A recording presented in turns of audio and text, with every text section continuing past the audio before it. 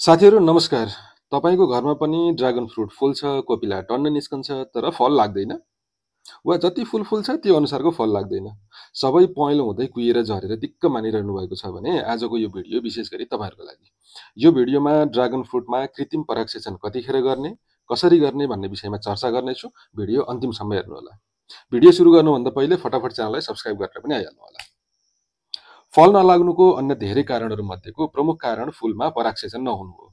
परागसेचन भनेको फुलको भाले अङ्ग पोथी अङ्गसँग मिसिनु हो। त्यसैले आज ड्रागन फ्रुटमा भाले अङ्गलाई पोथी अङ्गसँग कसरी मिसाउने भन्ने कुरा जान्नेछौँ। सबैभन्दा पहिले भाले र पोथी अङ्ग चिनो है त।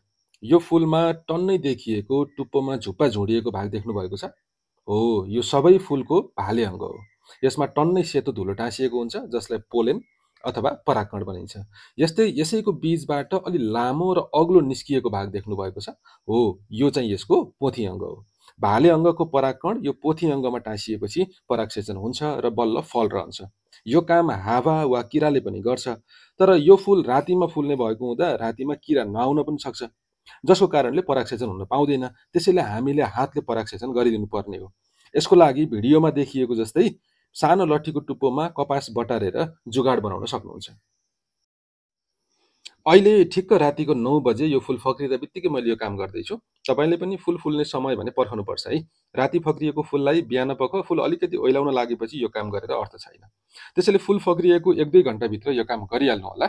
अर्को कुरा, यसो गर्दा एउटा फुलको परागकण त्यही एउटै फुलमा मात्र नभई फरक फरक फुलको परागकण फरक फरक फुलमा मिसाएर गरिदिनु भयो भने झन् राम्रो भयो। यो काम एकदमै प्रभावकारी छ र यसको 100% नतिजा देखिन्छ। यो काम र भिडियो सम्बन्धी थप के जिज्ञासा भए कमेन्टमा आफ्नो प्रतिक्रिया राख्नुहोला। आजको भिडियोमा यति गरे। अर्को भिडियोमा नयाँ समस्या र समाधानसहित आउनेछु। त्यतिन्जेलको लागि बिदा दिनुहोस्। नमस्ते, धन्यवाद।